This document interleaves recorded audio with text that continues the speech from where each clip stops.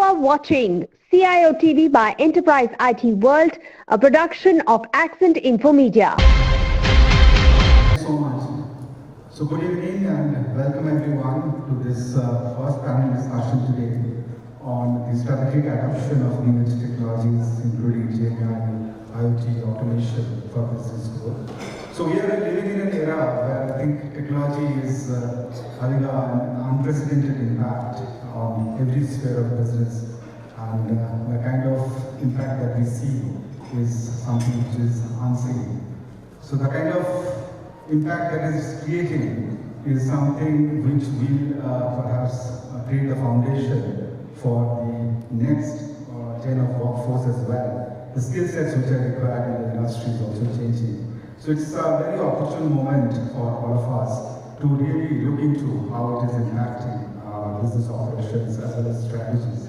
So today we have a very esteemed panel, distinguished panel of experts, CIOs as well as subject matter experts who are stalwarts in their own areas, and we will actually try to pick their brain to understand their views on some of these topics, which I'm sure will help us to understand the outlook, the solution, as well as some of the challenges, perhaps, how they are kind of addressing it in adoption of new age technologies.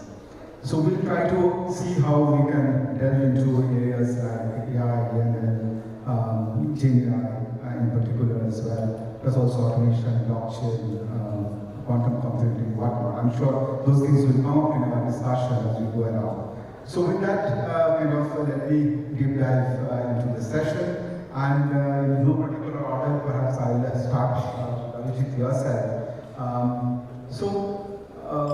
I think new age technology is, of course, impacting all of us in our industries.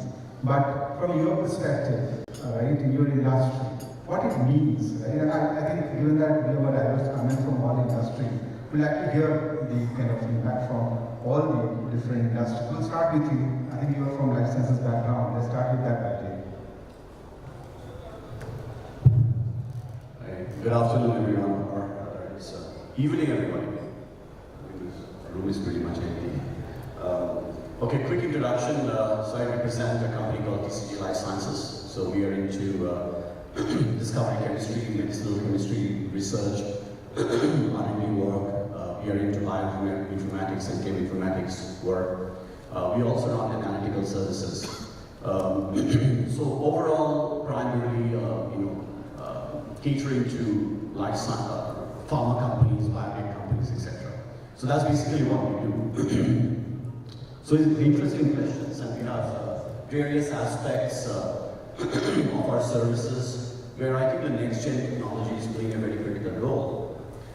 Needless to say, I think there's a buzzword which is sort of flowing around, which is AI. Obviously, it's very, very critical. And in our specific industry itself actually is making an impact. So take the example of, let's say, medicinal chemistry. So a lot of things that I'm going to be talking about, we may not have actually already achieved it, but it's already in the pipeline and we are already working for it, towards it. So one is medicinal chemistry, and so the critical point in medicinal chemistry is time and the cost of producing a compound.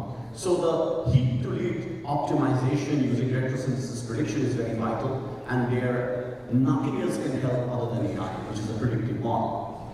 In predictive ADME tox model, where you actually use the biology services, candidate prioritization of toxicology is very critical, and well, you can do it in one or other way. There are tools, but using AI in that prediction really emphasizes and speeds up things. And then there is a process R&D work which I talked about. So in flow chemistry, AI-powered design of experiments, where you can actually do that without the human actually being present in it. That reduces time, right? So you fail faster, but also cheaper, right? And you have an analytical side, which I talked about. So far, you have the chemistry part, and when the data is done, it goes to analytical, then it goes to the tox screen, basically the biology services. So here, using AI for predicting the models that you actually created using the mass spectrometer data, that is possible, but using AI, it speeds up things much, much quicker.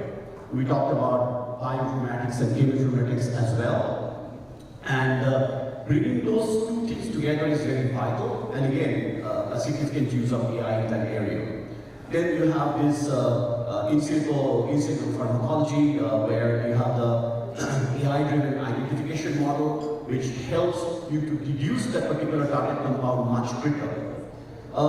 Then, there are other things like peptide focus, etc. I don't want to go into it for the sake of time. Coupling together, one last point I want to emphasize is you are generating intellectual property, and therefore it is very, very critical that you encapsulate that with proper security.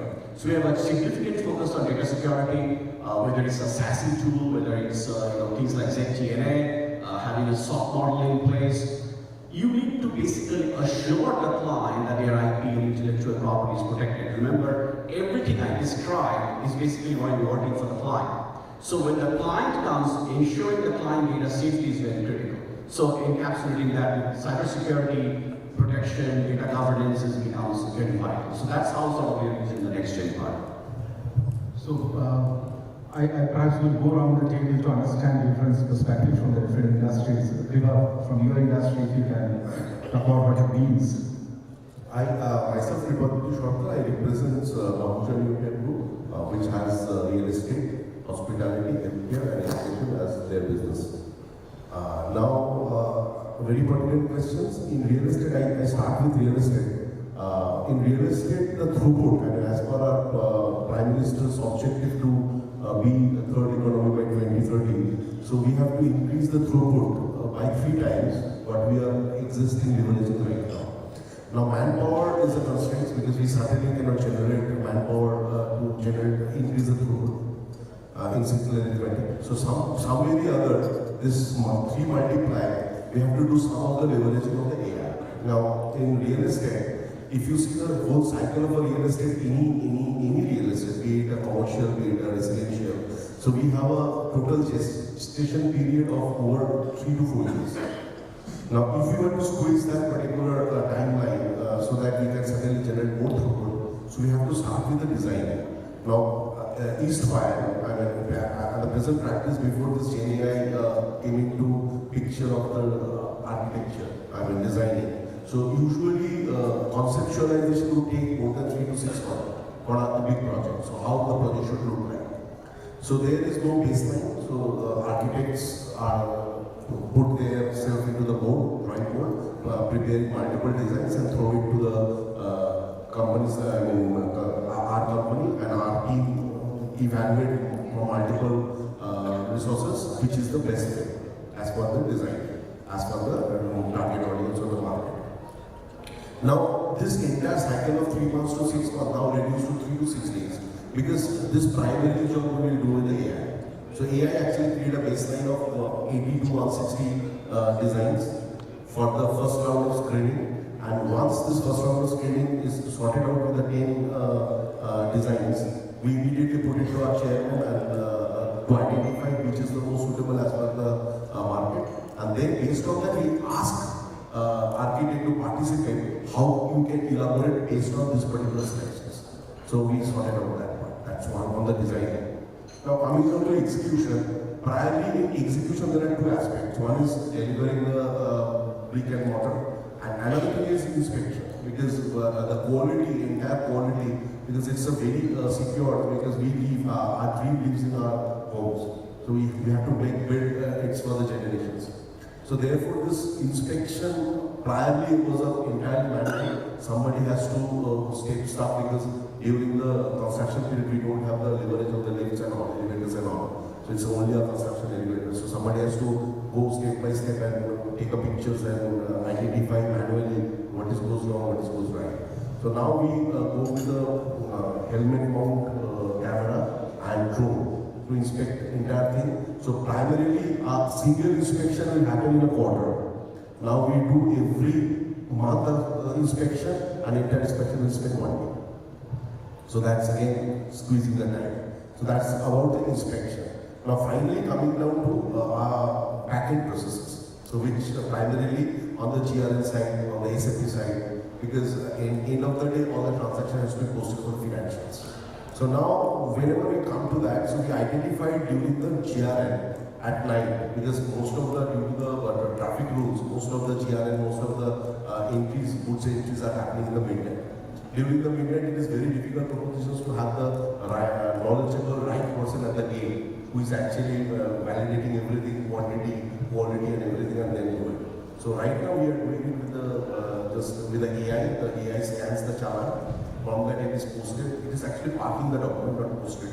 And based on the next day morning, based on the parking document, some knowledgeable person verify the quality, rejections, and then once done, it is posted. Application of OCR and NNI. So therefore, in a summary, paucity of time, and summary in time, so we are implementing AI, leveraging AI with the design, with the execution monitoring, as well as in the backend whenever it's posted the transactions. And finally, as already Abhijit told, that in the while extracting the reports, GenAI is very intuitive, because let's say what is the standard practice of Kolkata or Eastern market? Everybody in the management will ask their executive assistants, bring me that report. Take it from SAP, will be elsewhere, Salesforce, I don't have any botherations, but bring me that, table me that report in 1 hour. Now the executive assistant happens with the IT, get me that, go pivoting, and finally massaging the data, and finally preparing it. Now we build Tableau for the data analytics, and on top of that we put the GenAI, so that this particular execution command can be put in the GenAI, and finally summarize the report for him like an executive assistant. So data visualization and chatbot. So data visualization, it was there. Only thing is, they are not interested to read the KPIs, and finally drop down. They actually wanted to draft something, bring me that, and finally GenAI convert that to a KPI, and finally bring it. So that's the last one.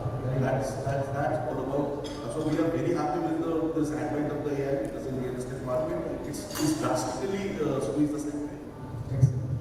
Prasoon, any perspective from you? Thank you very much. It's a very interesting question. Thankfully, this is the Kolkata show. This is the 5th one, and I've been part of it for a while now. I'm Kumar Prasoon. I'm the group CIO for Twyn, and Twyn is basically, I should say, the world's first digital platform, and which is a media inception platform. And we are basically a digital twin augmented with generative AI and the large language models that we talked about. So a couple of use cases, because one was very interesting from the medicinal and life industry, the second one from the real estate and the GRN, auto posting. Amazing examples. I'll give you 2 critical use cases here, and let's analyze actually how it works. The number one is very heavy duty cash-rich sector, oil and gas. So basically, what we have done is think of the most complicated, complex use case, which is the oil rig, I should say, system. So we have deployed for one of the largest oil rigs in the Middle East, and the use case is all about that they have the OT infrastructure, which is the operational technology infrastructure, SCADA infrastructure, and they have multiple screens, right? So one screen is for the fire and safety, another is for the bilge, another is for their water system, radiator system, coolant system, and the operator there, he has to juggle between 15-20 screens to come to one logical answer. So that's the real challenge. And I'm talking about as of 2024. One of the branded SCADA system, OT system is being used in the oil rig. I'm talking about as of now. And in the best of the rig. So, one of the real case, which we have been applied for that is, so the data that we are getting from the OT is in 2 formats. One is the historian format, and second one is as an archive form. So bringing that into a data lake, creating the right kind of metadata, and extrapolating that data into a large language model, and and pushing it back to a 3-dimension, which is the virtual replica of the asset. And then finally getting the OT data, sensor data, and the SCADA data, along with the ERP data, like SAP data, so that you get a financial value. Now the AI stack basically does the AI-based ETL, right, which means the data and the source is getting verified, the verification process. Make sure that you have a full-fledged data governance process in action. And then finally, getting those pipelines into the structure, and finally creating the AI stack in which you're churning data, reading that the output of the ETL is the good data out of the dark data, and then finally creating the 3-dimensional view of the 2-dimensional view. So now, what happens is, you exactly get something more interesting here, and ladies and gentlemen, it's a very interesting point. You get something known as CIP index. Now, what is the CIP index? It is the Critical Infrastructure Protection Index. So just like the risk portfolio, in a critical infrastructure like oil and gas, you get something like critical infrastructure protection, and once you do the score, just like a credit score, you get an index for that. And once you have in a twin, in a particular twin, you can exactly know this is the area where you have the real risk, and if it goes wrong, it can cost you X number of points. So this is one use case.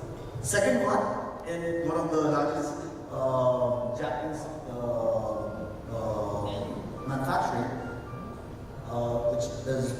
which was planning to get into Industry 4.0 and Industry 5.0. We are talking about the forging sector. So leveraging the forging sector, in which the certain parts which are not available, which you actually can't see, you model them in a 3D model and connect those sensors and finally see what exactly is happening even underneath the ground. So you actually get the view of what exactly. So that's where I see the role of real industrial automation and generative AI and the large language model, all examples which I gave. Exactly. So that's a very interesting one. I think as a data analyst professional, I'll be very interested to understand the data architecture. I will get with you offline. Yeah, so all of you are requested to visit my stop there. So we are showing that one more example I want to give you is regarding the bridges. So one of the bridges in US, very famous bridge. So they have the accelerometers, so when the vehicles, so there's something called stress strain analysis. So, so what we do is, the digital twin is going to exactly give you the whole structure of the bridge and the stress with all the predictive analytics of what is happening. And just like a 3D movie, you can build around, play with that bridge and see what is your wind velocity and at what point of time. So that particular instance, what was the what was the wind velocity or what was the strain, and even there are certain structures which have cracks, and that is impacting the performance of the bridge. You can get Excellent. Thank you very much. So, Prakash, from steel industry, if you can share some light of how NextGen technologies are taking impact and how it has started to kind of. Yeah, hi, good evening to all of you.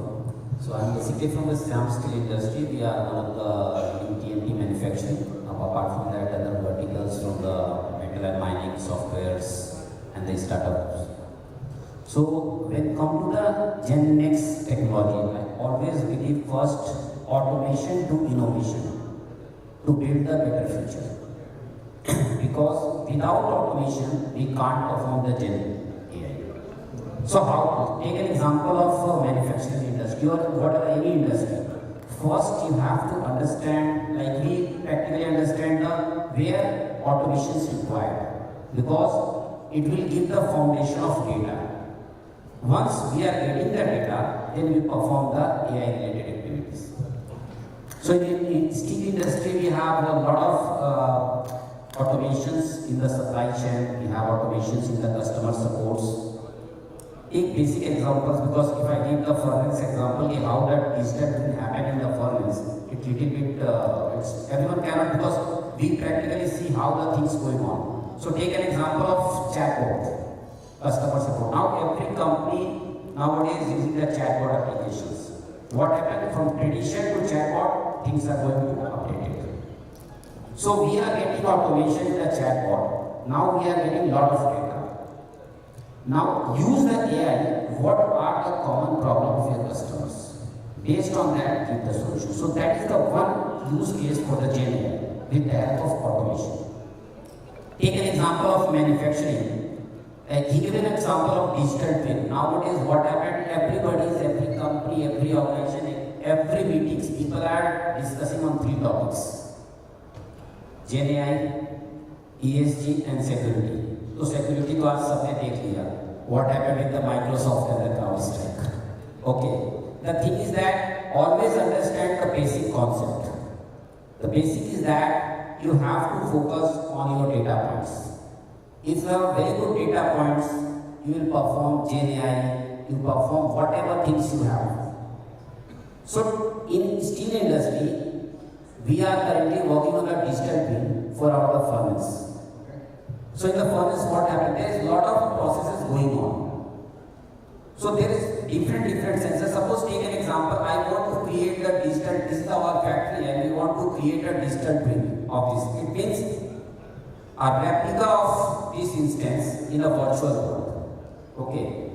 But for the virtual world, we need the real world data. How we get the data? So we are using the sensors. Sensors will give the data, and you can use those data in the virtual world. And now you can play with the virtual world, not in the real world. So this will give the, okay, if between these things, that will happen in this. Or in that day, that month, we are giving the productivity. Why our productivity is high? Why our quality is high? Because these are the parameters. So you are getting information from the district. So I think GenAI and the automation is the revolution, but we have to understand. Is it required in which place, in which area? Sometimes take an example, people are using automation. अरे जहाँ पे simple 2 आदमी रख के काम हो जाएगा, but automation, they use the automation, it will take 10 days. So you have to understand what automation and where we have to put the automation, and then use the GenAI. GenAI is not a simple term. Everybody using GenAI, security भी GenAI based है. When I asked the vendor, Saurabh is sitting here, I asked one security vendor, he was, how you can use the GenAI in your securities? He never understood. Really GenAI. The thing is that definitely GenAI is there. But it's depend on the company, it's depend on the people. So you have to optimize your process and people, then you use the automation and the GenAI. So it is going to change. That's the reason I give the punchline, automation to innovation, to build a better future. That's a very interesting take. So I think any new age adoption doesn't come without pains and challenges, right? So given that it's a new adoption of technology that we're doing, change is the only constant, right? So I'm sure in each of your industry, you're facing a lot of challenges as well. And how are you kind of trying to address that? And I think it's also important to understand that, once you actually take care of those challenges, what's the outlook, right, with respect to these solutions as well? So challenges as well as the solution spectrum in your industry, how that is also evolving. I'm sure as technology is also moving every day, the solution spectrum is also kind of moving with that. So let me start with Abhijit, yourself, if you can actually initiate that. Thanks. I think Prakash has a very, very valid point that this is a fad, so everybody has to jump the bandwagon and we have to talk about GenAI, we have to talk about AI. But lessons learned are in a very hard way. I belong to a company where perhaps we have seen an unprecedented growth in using AI or AI-based models ever since the COVID era.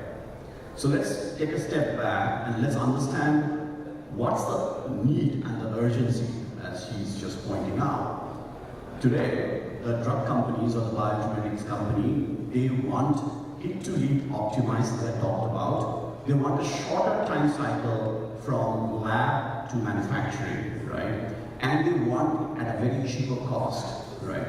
So how do you achieve these things? Obviously, the traditional means like deploying humans and the way we used to run our labs, that's probably not going to work. So yes, there is a question of using AI models, and that is inevitable, for the organizations to survive. You have to also take a step back and think that the use of AI is not just restricted to technology, it is also market dependent, demand dependent, right? There are geopolitical situations which dictates a company to adopt technologies or next-gen technology that we are talking about to be competitive or remain competitive in the market, right? So, the last 2 years, I would say, we have faced like, Everest-sized challenges in the industry. It's not very easy, and GenAI is something which we cannot use because we have data privacy issues. So we actually have to use proper proprietary AI models inside the system. I cannot just dump my IP data in a GenAI model. So I would say I would split it up into 3 components: the good part, the bad part, and are you sure about this part? So what are those 3 things, right? The first one is the good part. As I just described, that AI gives you the agility for whether it's in medicinal chemistry, whether it's in process automation, whether it's peptide synthesis, to achieve a target in whether it's a timeline reduction, whether it's reaching for target molecules faster, and that is completely dependent on the data that you actually have, right? So yes, so it's inevitable to supercharge the speed of delivery, you need to adopt technology, and which we are talking about. What's the bad part? The bad part is there is a huge amount of biases. There is a lot of noise inside that particular set of data that you actually have. The quality of data that you have, the AI model, the development algorithms that you are trying to build, there's a whole host of complexities that you need to talk about. You need to sort of go through each hurdle at a time in order to reach that target timeline saving or retrosynthesis prediction saving, whatever that you're talking about. It's a challenge. It is not a simple task. And I would say, gentlemen, ladies, GenAI is great, but don't put all your eggs in GenAI. You have to come up with your own AI models in your organization to be really successful, right? And there is this, talent pool issue, right? What kind of talents that you have in order to get this thing done? Do you have to partner with, we partner with academia, because that's where you can get a lot of research data in, right? So, coaching is required. Now, another biggest issue, we are a scientific organization. So, where moment you're talking to scientists, you have to convince that the science behind the technology actually is working. Second, AI is a new thing in the block. So you have to go and tell the clients, because the clients take on the line. Because if you're saying this is a particular model and it will give you better time to market, and the client invests money in it, you cannot fail. Because they are putting in billions of dollars of investment in that, right? So you have to convince the client. So that's sort of the bad part, and that's the most challenging part you will face in your journey. And then comes the are you sure part. What's this are you sure part? Well, it's a cultural shift. I just talked about you have to convince people, right? So in order for you to convince people, you have to have prototype, you have to have a model that actually works, and start small and build it up slowly. So it's going to be about collaboration. It is going to be about investing in explainable AI, something which is easy. It's about not just about the why part, but the what part as well. Okay. Then you're talking about combining AI, and it's a very, very critical point, guys. Combining that with human expertise, it is very critical, right? Real life problem faced by real life people coming up with a new day solutions. So, and my last point, set realistic, expectations, right? Don't try to solve the world hunger. On your journey in the last 2 years, what we have faced, you will face tremendous amount of bumps on the road. It's a rocky ride. And there will be ups and downs and completely unexpected turns in your road, in your journey. You may succeed, you may fail, but that is going to be the thrill of innovation in your journey. Thank you. I think that's a very interesting perspective. Kripa, if you want to share. Yeah, challenges, my challenges, I mean, Ambuja Neotia's challenges is a bit different from the challenges what the other panelists have. Because they're mostly catering B2B. Because they're doing the things for other pharma companies or in steel industry, they're doing it for other companies who are making the constructions. But here we are actually B2C company where we are finally we are selling it to the individuals. And mostly, as I said, the gestation period is very high, so we are actually selling a tree. Because when the customer invests on a flat, the time is a bare land. So we are showcasing something, and based on that tree, we are collecting the money. So that's our ethos, that whenever you are selling a dream, so you have to meet the expectations and do some of the realizations how the dream should be fulfilled, the journey of the dream. In other hand, in the hospitality, we are actually selling the experience. So again, it is a B2C experience. Now the entire this customer world, I mean, as an individually, would we like Swiggy to be every time called to no? Would we like my Uber cannot serve me as desired? No. So the customer experiences move far away, expectations go very high. Where Abhijit is telling about a scientist has to be convinced. In our case, it's just reverse. Customer convinced us why you are not like a Swiggy or Uber. Why I cannot see VR? Why cannot I walk through my property using VR? Why your demonstration is so dark? Only your pictures. So therefore, our driving force of the adoption of the AI is coming from the customers. Customer experience. Absolutely. Because we have to create that experience for them. And therefore, as market demands, so we have to go on creating the stuff for them. So it's a reverse cycle for us because we are not dictating the term what AI should be adopted for them. I'm giving an example with Salesforce. Some customers we have in Salesforce are omnichannel integrated with that. So they can ask with a bot and they immediately can get a response. But that's not satisfactory for them. They say in fintech, they even evaluate my credit score and finally give me what is my optimal loan that I can take, and also they can suggest me what should be my term insurance. So why you are not telling me what should be my fit for budget for my next project? See. So these are the expectations we have to meet because this is nowhere a real estate expectations. Customer is evolving with the experience from the other sectors, and they actually try to impose that experience in our sector. So therefore, our need is actually getting generated at the ground, and we are only catering. So therefore, our adoption is very fast. And another stuff on a risk side, I agree with all panelists that whenever we use the AI, we have to use our brain, human brain as well. I'm just giving an example, which in our case, every department is doing some of the trying their some of the AIs. So one incident, our HR tried to deliver some of the engagement AI for the and it's a SaaS model for the employees. Finally, they sharing the all secure data like mobile number, phone to that particular portal, and day after immediately we getting a calls for credit card and loans. So that is where whenever we are using, this, silos in each and every department using their intelligence to adopt AIs in silos and make a pass within the organizations, that excitement has to be somewhere in the middle. I think it's really interesting how it changes from industry to industry. Prasoon, your kind of views on the challenges that are emerging that you see.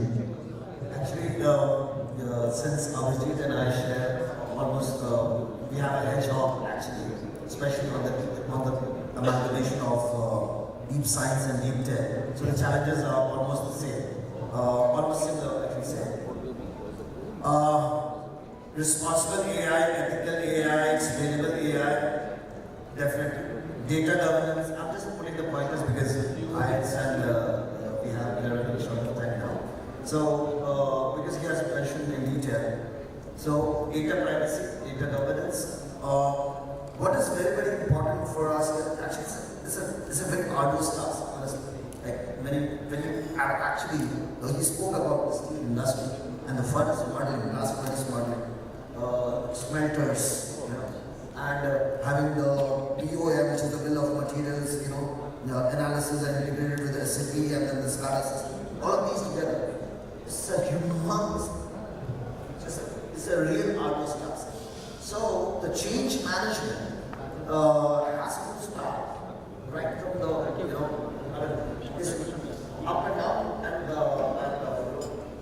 say, so it has to work both the ways. And executive sponsorship is very, very important. So this is another area where unfortunately it's not there. A third thing is the lack of resources, which you mentioned. Because deep science, that skill gap is huge, because deep science does handshake with deep tech, and deep tech doesn't handshake with deep science. Why? Because the deep science is all about mechanical, electrical, instrumentation. I'm just coming from my industry, civil, and all those areas. Interdisciplinary talent pool is becoming so wide. Absolutely, absolutely. So the people, for example, one example I want to talk about is in cancer immuno-oncology. So I was involved exactly. So we were trying to create the antigen, the vaccination, and doing the quantum computing to get the antigen to the AI model. Exactly. So I understood the subject very well. So did that a few years back and got some good accolades on that. But it's a very, very heavy duty deep science. I mean, and getting the right kind of minds and mindset. Both. Mind and mindset. First thing is mind and mindset. Data is a function of. So getting there and finally getting to the analytics level is so I just tried to summarize all of these. No, thanks for that. Anything that you wanted to add from steel industry perspective? So basically, I think adaptation is a big challenge in terms of automations in the plant industries. And it's not only related to the it's RP automation or the GenAI automation. If you change the Windows color from red to green or blue to white, it will create problem in the end users. So it's very simple for anyone, which I like or I prefer to do in my organizations, or even I promote to my HR scheme also. Be very simple, like take an initiative first. Because the person who is doing the dispatch, the people sitting in the supply chain, they know better than us the process. So simple initiative, then use the common sense and then give the knowledge. But what happened, problem with the CIO and the CHRO like us, we are starting with the big jargon PPT. So when we put the PPT, the end user, the person who are adopting the technologies, वो पहले ही घबरा जाता है, like tension. So how you can deliver your knowledge about the technology, about the processes? This is the critical part for anything. Either it's a process, either it's a tools, either it's a automations. So it's adaptation only applicable once you give initiative, common sense, and then knowledge. Don't start with the knowledge, common sense, and initiative. Adaptation fail. So it's a very simple. Oh. Yeah, no, that's really interesting. So I think let's quickly do a summarization, right? So with respect to say, some of the new Indian technology that you think will have significant impact and how you see it is impacting your industry. Maybe a quick one, given that the ticker is on, and we don't want to hold others also, right? Beyond the time allotted. So we'll start with you, Abhijit. Hi, time to summarize. So, when I was in high school, or school rather, I think a lot of you people will have seen this movie called Aliens, right? It was the first alien that came out, like, when we were in high school at that time. And there was AI, right? That's the first time I saw AI. So it has been there for a long time. And we have been discussing a lot of stuff today and great points. There are fundamental things that we need to realize as we look at artificial intelligence or data analytics or whatever. There's a business case behind everything that we do, right? One, what is this business is looking for? One is speed and cost. Everybody wants to save on that, and that's money in the pocket. Precision and complexity of analysis, wherever there is a complex analysis which humans cannot do and is going to be difficult for humans, that's where this kind of tech sort of crops up. Adaptability in the changing world, there's a lot of stuff in the geopolitical area that is looking at. So it's very important that you will fail, but you fail at a cheaper rate, at a cost-effective rate, so you can save money on R&D. So things like we're hearing now new buzzwords, quantum computing, probably in our field of work, CRISPR that you have talked about, there was a buzz about blockchain. See, technology will come and go, and none of this technology probably will replace AI, neither will quantum. Quantum might actually enhance and speed up the things. So it's important for us to rationalize the use cases. I think it was talked about earlier as well, and be adaptive to the changing world, how we infuse technology.